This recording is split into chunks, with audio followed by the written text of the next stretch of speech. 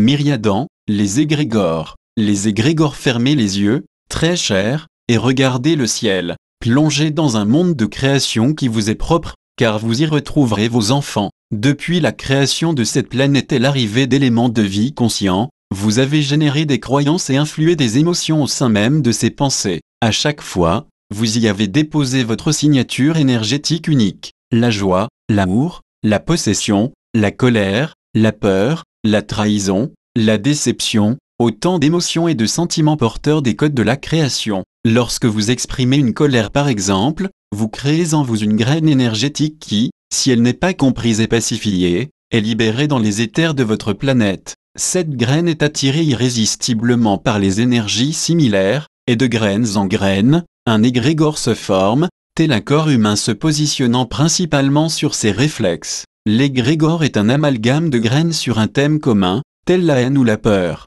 Ensemble, elles génèrent une sorte de conscience de groupe qui comporte la signature énergétique de chaque être créateur de la graine personnelle. Et, parce que l'égrégore est une conscience de groupe, il est appelé lui aussi à évoluer. Pendant les millénaires, ces égrégores ont participé activement à vous aider dans votre éveil. Oui, vous aider. Un égrégore ne peut vous atteindre si vous ne résonnez pas sur sa fréquence. Lors de votre incarnation, vous choisissez de pacifier et transcender des émotions douloureuses. Pour cela, vous mettez en place des contrats avec vos frères et sœurs incarnés qui seront vos miroirs et déclencheurs, et vous insérez en vous les graines de ces émotions, véritables jumelles de celles que vous aviez transmises en les égrégores, afin que ces derniers vous assistent dans l'émergence de ces mémoires incomprises. Les égrégores ne sont pas des ennemis, mais des compagnons de route. Tout comme l'ego, ils sont outils d'évolution dans votre dimension. Lorsque vous pacifiez et transcendez vos leçons incomprises, que vous vous abandonnez à la loi de la grâce,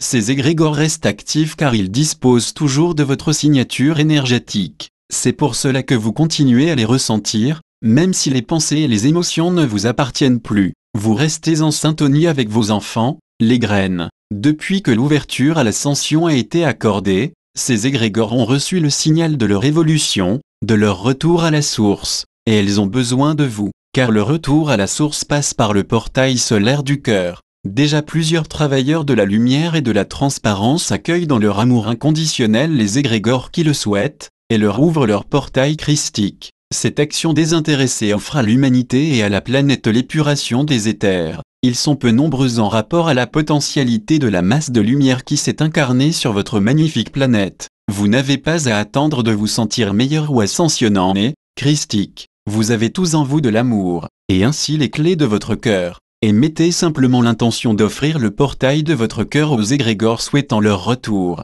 Et si vous êtes effrayé par l'apparence que prendra l'égrégore à votre contact, n'oubliez pas que cet égrégore teste votre amour. Nul mal ne peut vous être fait si vous ne le souhaitez pas. Apaisez votre peur et regardez l'égrégore tel qu'il est, une conscience d'énergie qui porte votre signature, un masque que vous avez accepté de porter auparavant et qui aujourd'hui ne résonne plus en vous. Un enfant issu de vos joies passées qui appelle à la paix. En déposant votre amour aux pieds de votre enfant égrégore, vous illuminez votre conscience corporelle et énergétique. Vous vous offrez la paix et l'amour inconditionnel.